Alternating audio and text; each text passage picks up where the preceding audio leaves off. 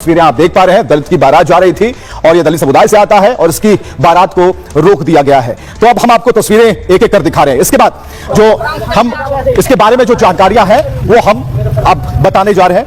और दलित की बारात रोके जाने का ये जो मामला है अब तूल पकड़ता जा रहा है, लोगों के बीच भी ये कौतूहल का भी विषय है।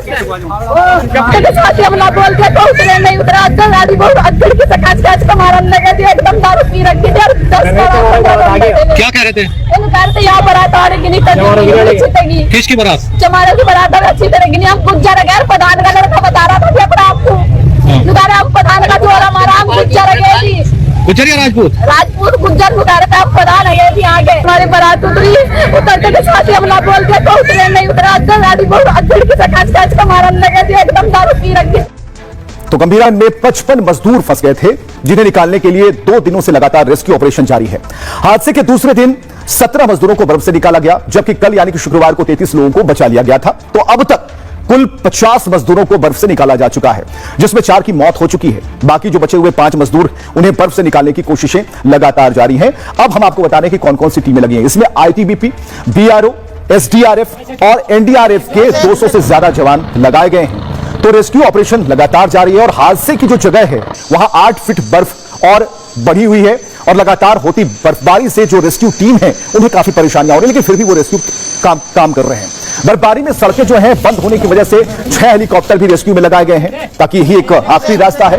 इधर मुख्यमंत्री पुष्कर सिंह धामी खुद रेस्क्यू ऑपरेशन का निरीक्षण कर रहे हैं, जिसकी तस्वीरें भी हमने आपको दिखाई और दिखा रहे हैं आपको स्क्रीन पर। सिर्फ 4 घंटे में उन्होंने रेस्क्यू ऑपरेशन के कंट्रोल रूम का 2 बार दौरा किया है।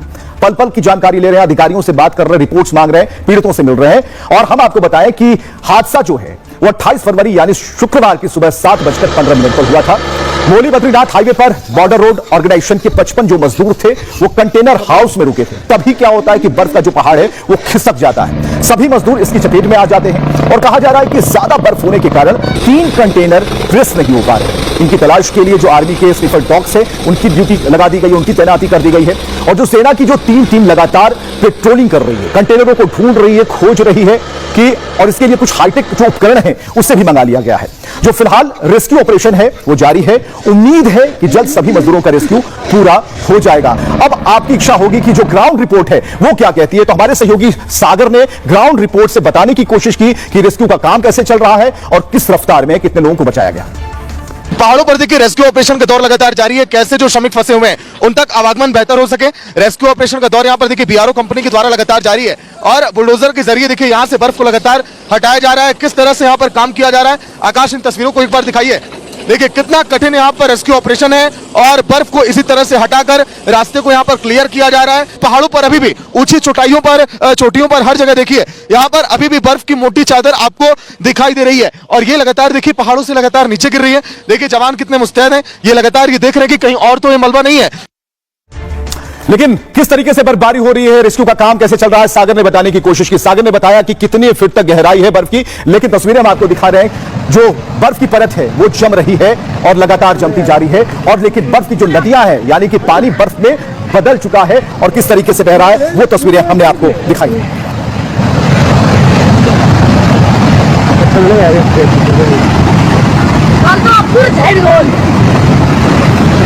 तो इसके बाद बर्फ की नदियां बहने लगी। ये भी तस्वीर अपने आप में अद्भुत है, क्योंकि आपने अभी तक पानी की नदी देखी होगी, लेकिन इतनी ज्यादा बर्फबारी हो रही है कि वहां बर्फ ठहर नहीं रहे, बल्कि बर्फ के जो गोले हैं वो बहते जा रहे हैं।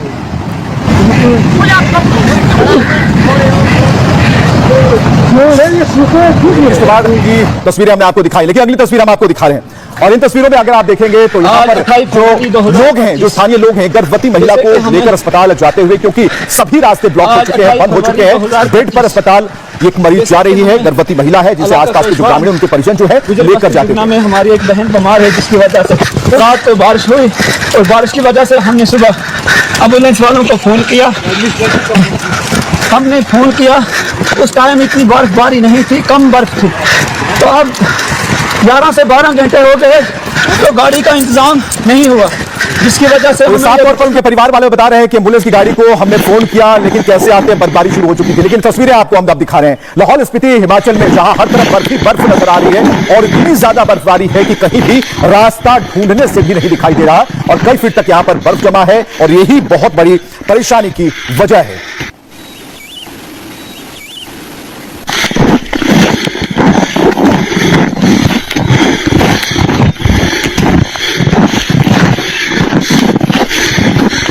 बर्फ में चलते समय सांस फूल रही है, उसकी आवाजें आपने सुनी बहुत ध्यान से। अब हम आपको लाहौल स्पीति की तस्वीरें दिखा रहे हैं। इन तस्वीरों में आप देखेंगे कि गाड़ियां नजर आती हैं, लेकिन उनके ऊपर बर्फ की जो चादर है, मोटी परत है, वो जम चुकी है। और कई गाड़ियां ऐसी हैं यहां पर जो बर्फ से लदी हुई हैं। गाड़ियां सिर्फ इसलिए पता चल पा रही हैं कि उनका जो शेप है बर्फ जैसा शेप लग रहा है, लेकिन गाड़ियों अंदर है, बर्फ ऊपर है।